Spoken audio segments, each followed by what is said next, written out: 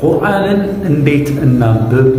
ዛሬ ይዤላችሁ የመጣሁት ቪዲዮ ከባለፈው የተማርነው ቀጣይ ክፍል ነው። የአረብኛ ድምጾች ላይ ነው ያለነው፣ ወይም ደግሞ ቫውልስ እንላቸው አናባቢዎቹን እዛ ጋር ነው ያለነው። በባለፈው እንዳየነው እንግዲህ ፈትሃ፣ ከስራ፣ ضማዎቹ ዋነኛ አናባቢ እንደሆኑ አይተናል።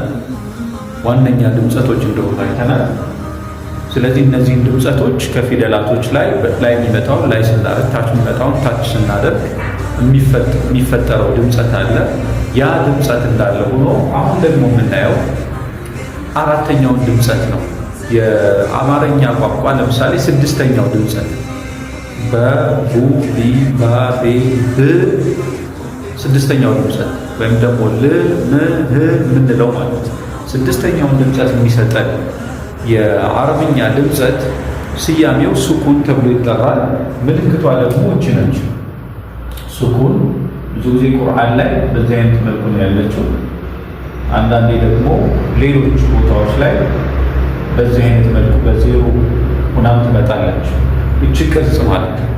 ስለዚህ የሱኩን ቅርጽ የአማርኛን ስድስተኛውን ድምጸት ትሰጠናለች። ለምሳሌ ይህንን በባለፈው በተማርነው መሰረት አ ኢ ኡ ነው ብለናል።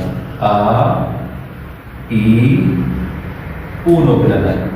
አሁን ይሄኛው ድምጸት ደግሞ የሚኖረውን ድምጸት ከዚህ ከምሳሌዎቹ ጋር ያየን እንሂድ።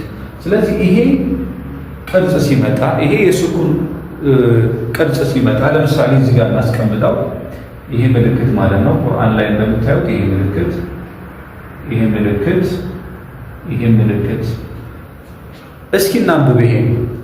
ይሄ አ ነው ብለናል። እዚህ ጋር አለ አብ፣ አብ፣ አብ፣ አብ ይሆናል ይሄ ድምጸቱ። ይሄ ደግሞ ይሄ ኢ ነው።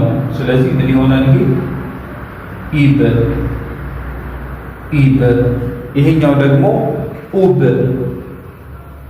ኡብ፣ ኡብ፣ ኡ ስለሆነ ይሄ ማለት ነው። ስለዚህ አሁን ሁለት ፊደል አንድ ላይ አመጣ ማለት ነው። ስለዚህ ኮምፕሊኬትድ የሆነ ሲመጣ ወይም ደግሞ ሲቀጣጠሉ እንዴት እንደሚሆን እናየዋለን። በቀጣይ ትምህርት ክፍላችን አንዱ የትምህርታችን አካል እናደርገዋለን። አሁን ድምጸቶችን እንድታዩልኝ ብቻ ነው፣ የሚኖራቸውን ድምፅ እንዴት እንደሚወጣ እንድታዩልኝ ነው። አብ፣ ኢብ፣ ኡብ እንላቸዋለን ማለት ነው። ሌላኛው አሁን ማሳየት የፈለጉት እናንተ ይህንን እንግዲህ ቅርጽ ሌሎቹም ፊደላቶች ላይ ብትጨምሯቸው 28 ፊደላቶች ላይ ብትጨምሯቸው የሚሰጣችሁ ድምፅ እ፣ ብ፣ ት፣ ት፣ ጅ፣ ህ፣ ኽ፣ ድ፣ ዝ፣ ዝ፣ ረ እያለ ይቀጥላል ማለት ነው። ስለዚህ